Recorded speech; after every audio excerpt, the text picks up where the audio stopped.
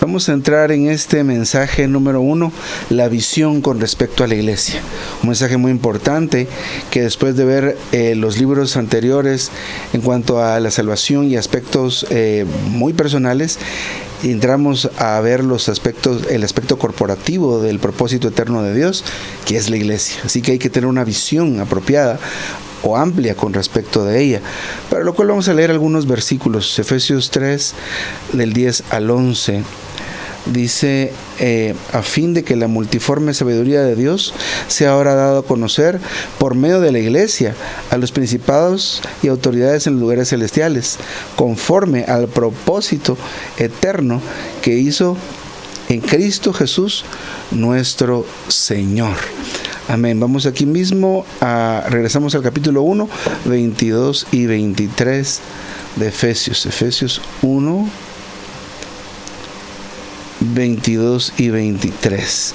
Y sometió todas las cosas bajo sus pies, y lo dio por cabeza sobre todas las cosas a la iglesia, la cual es su cuerpo, la plenitud de aquel que todo lo llena en todo. Amén. Primera de Juan 1, 2.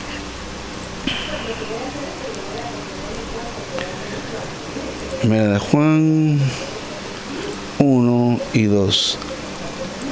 Dice: y la vida fue manifestada, y hemos visto, y testificamos, y os anunciamos la vida eterna, la cual estaba con el Padre, y se nos manifestó. Amén. Aquí mismo 5:1.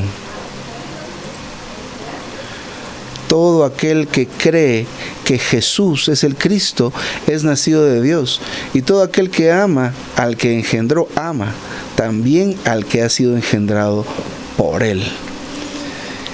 Efesios 2:6.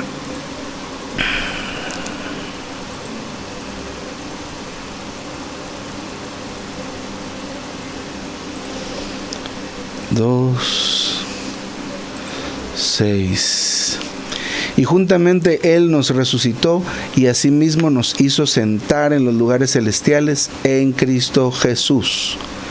Amén.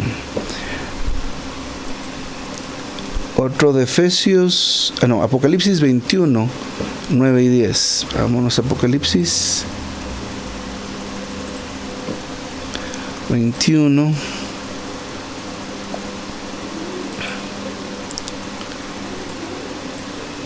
9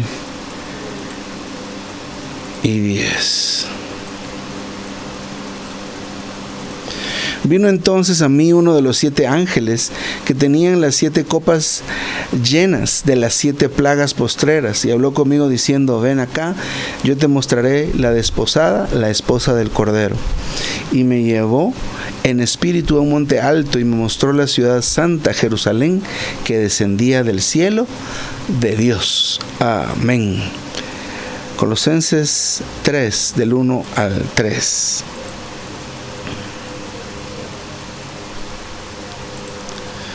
Colosenses 3, del 1 al 3.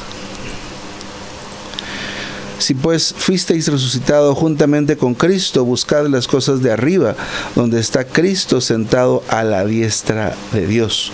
Fijad la mente en las cosas de arriba, no en las de la tierra, porque habéis muerto, y vuestra vida está escondida con Cristo en Dios. ¿Hasta dónde? Hasta el 3. Muy bien. Ahora nos vamos a Efesios 2:20 y nos quedamos ahí un ratito.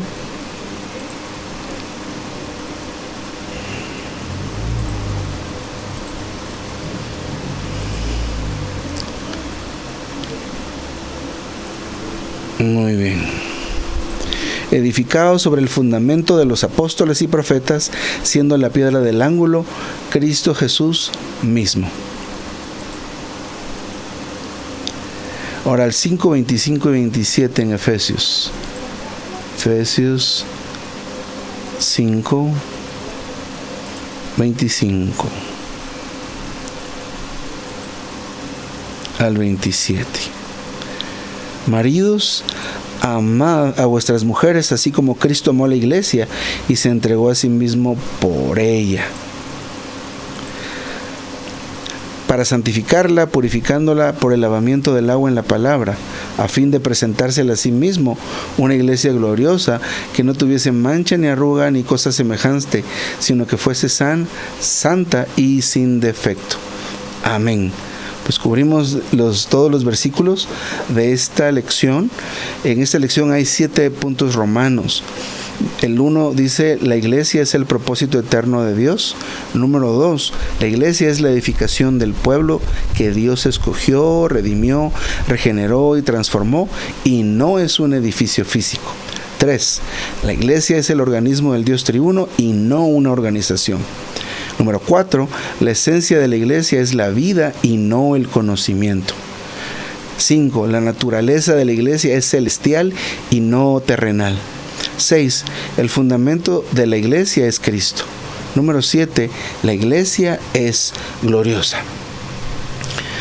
Muy bien, pues como mencionaba al principio, en esta lección y en estas lecciones de este libro se van a dar énfasis al aspecto corporativo, a todo lo que resulta de la salvación individual, del ejercicio individual. Pasa a otro paso, pasa a otro, pues no sé si nivel, pasa a otra estación, donde pasamos de ser individuos a ser parte de algo mucho más grande. Esto es la iglesia. Entonces vamos a ir viendo cómo es que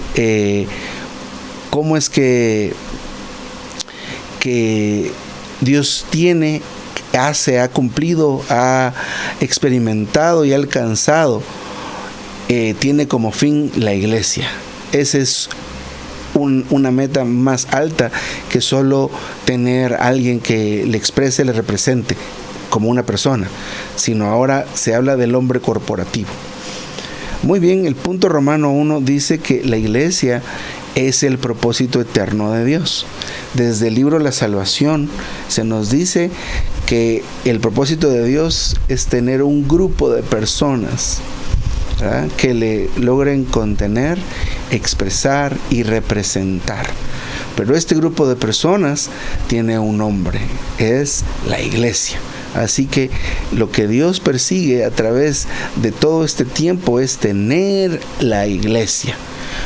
Por ejemplo, Efesios 3, que leímos del 10 al 11, revelan que la iglesia existe conforme al propósito eterno que Dios hizo en Cristo y forma parte de dicho propósito. Es decir, que la iglesia es el verdadero o el propósito eterno de Dios. El propósito sale del deseo, de la economía que tuvo. El propósito ya es cuando ese deseo se convierte en acción, ya se toman pasos para poder cumplirlo, lograr obtenerlo. Esto es la iglesia. La iglesia es el propósito eterno de Dios. Pero vamos a ver en este libro algunos detalles tal vez muy básicos, pero ustedes como servidores pueden escuchar que no solamente con el hecho de ser salvos ya Dios obtuvo la iglesia. La iglesia es alguien corporativamente que expresa completamente a Dios. Muchas veces nosotros en la práctica de veras no lo hacemos. Estamos en las reuniones, pues pertenecemos a la iglesia, pero nuestro vivir no corresponde a esto. Por tal razón debemos tener una buena visión acerca de la iglesia, para que nuestro vivir concuerde con lo que Dios quiere hacer. Pero la iglesia es algo que Dios ha deseado. El propósito de Dios, lo que lo mueve a Él es tener un grupo de personas. Número 2, la iglesia, dice, es la edificación del pueblo que Dios escogió, redimió, regeneró y transformó, y no un edificio físico. Entonces, la forma de la redacción del título es bien interesante. Entonces, la iglesia es lo que se produce por medio de la edificación de aquel pueblo que Dios escogió. Estoy parafraseando el título. Así que Dios edificó un pueblo, que Él primero lo escogió, después lo redimió, después lo regeneró y lo transformó. Todo esto está visto en tiempo pasado, aunque para nosotros pues algunas cosas ya pasaron. Él nos escogió, sí. Nos redimió, amén. por medio de la redención. Nos regeneró, amén, por medio de la salvación. Y transformó, todavía no. Ahí estamos nosotros en ese propósito, en esa estación todavía, siendo transformados. Pero esto ocurre en la medida que nosotros nos abrimos a Dios. No solo ocurre porque no hagamos nada, ni solo ocurre porque se lo pidamos a Dios. Debe haber una apertura. Debe haber un acercamiento. Recordemos, Dios puso al hombre frente al árbol, pero no agarró el fruto y se lo metió a la boca. No lo hizo así Dios. Dejó que el hombre eligiera. De hecho, eligió el otro árbol que no tenía que elegir. Pero esto es así. Primero Dios nos escogió, amén. Nos redimió, amén. Nos regeneró, amén. Y nos está transformando. Entonces, todo esto que hizo con nosotros, sumado a la edificación, causa la iglesia. Otra vez, ahora con toda esta explicación, leamos de nuevo el título. La iglesia es la edificación del pueblo que Dios escogió, redimió, regeneró y transformó. Ya se entiende un poco mejor. Primero nos escogió, luego nos redimió, luego nos regeneró y nos está transformando. Ahora, en medio de este proceso de la transformación, también nos está edificando. Esa edificación resulta en la iglesia, ¿verdad? Debe haber esa edificación. La edificación es el crecimiento de Dios en nosotros. Es la duplicación de Dios, que Dios se duplique en nosotros, que por medio de su impartición divina, como dijeron con Pedro, camina igual que Él, se viste igual que Él, habla igual que Él. Así que debe ser esto como una meta. Camina como el Señor, ¿verdad? No como una cosa imitada, sino que por medio de la infusión de Dios, camina como el Señor, hablamos como el Señor, nos vestimos como el Señor. Amén. Y la última parte del título, que es bastante sencilla, pero les digo, está arraigado mucho a nosotros. La iglesia no es un edificio físico. La tradición y la religión y el mismo Satanás, por medio de la religión y la tradición, nos ha infundido esta idea de que la iglesia es un edificio físico. Nosotros ya decimos el local de reunión, pero todavía está, vamos a la iglesia, barramos la iglesia, pintemos la iglesia. Entonces, estamos viendo solo analizando este título que encontramos bastante riqueza. Muy bien, esto es el punto número 2. Muy bien, el punto número 3 dice que la iglesia es el organismo del Dios triuno y no es una organización. Muy bien, organismo quiere decir que es algo viviente, organización es algo organizado. Por ejemplo, si nosotros consideramos un árbol de pino y lo vemos sembrado en la tierra, muy alto, y que se mueve con el viento, ese árbol es un organismo viviente. Pero si vemos una mesa de pino, eso es un árbol organizado. Entonces, Dios nos ha incluido en su cuerpo, lo cual es un organismo. Cuando nosotros funcionamos como un cuerpo, eso es la iglesia. Cuando nos movemos como uno, tenemos una sola visión, una sola meta, una sola mente, pero esto no ocurre solo de un día para otro, con chasquear los dedos, con pedirlo o con soñarlo, ¿verdad? Existe o implica un vivir apropiado, pero especialmente no es una organización. Una organización tiene un organigrama, tiene un jefe, tiene procedimientos y procesos en un manual escrito. Nosotros nos movemos, la iglesia se mueve porque dependemos de Cristo como nuestra cabeza, porque buscamos al Señor juntos en comunión. Oramos juntos para poder distinguir dónde se está moviendo Dios. No es que alguien me diga qué hacer. La iglesia no es eso. Y no es que no recibamos una comunión o una instrucción, sino cómo manejamos las situaciones y aún nuestro propio vivir. Porque el vivir en la iglesia no debería estar diferente, no debe ser diferente a nuestro propio vivir. Voy bastante rápido y pido perdón por esto. Número 4. La esencia de la iglesia es la vida y no el conocimiento. A lo largo de la Biblia y especialmente en Génesis podemos ver que lo que Dios nos enseña y nos está mostrando es el desarrollo de la vida. La tierra aparece bajo el agua, está bajo el juicio, no hay luz, no hay tierra, no hay plantas, nada, solo el Espíritu moviéndose sobre la faz del agua.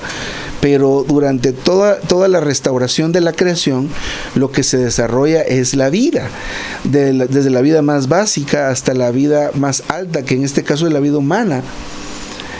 Pero eso es lo que ve, que eso es lo que se ve, el desarrollo de la vida y cómo se manifiesta y llena la tierra. Jesús mismo dijo: yo he venido para que tengan vida. Yo soy la resurrección y la vida. Entonces, la iglesia tiene como la esencia de la iglesia no es el conocimiento. Nosotros somos muy hambrientos y sedientos de la verdad.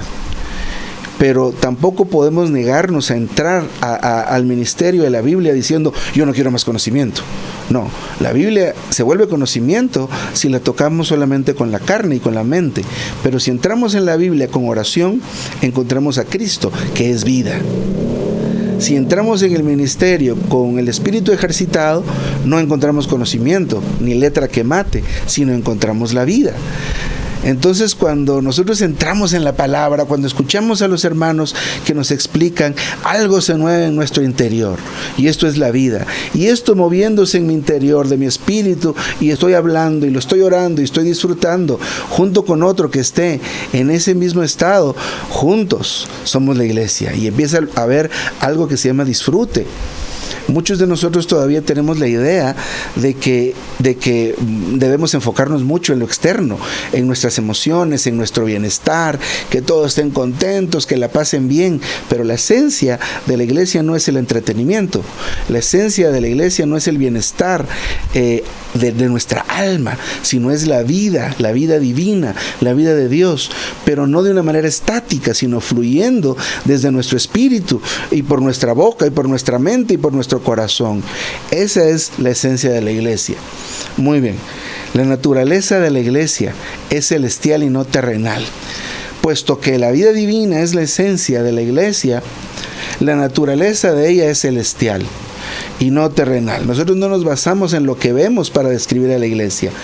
Podemos opinar, y eso es una murmuración, y esto es inapropiado y no conviene porque trae muerte.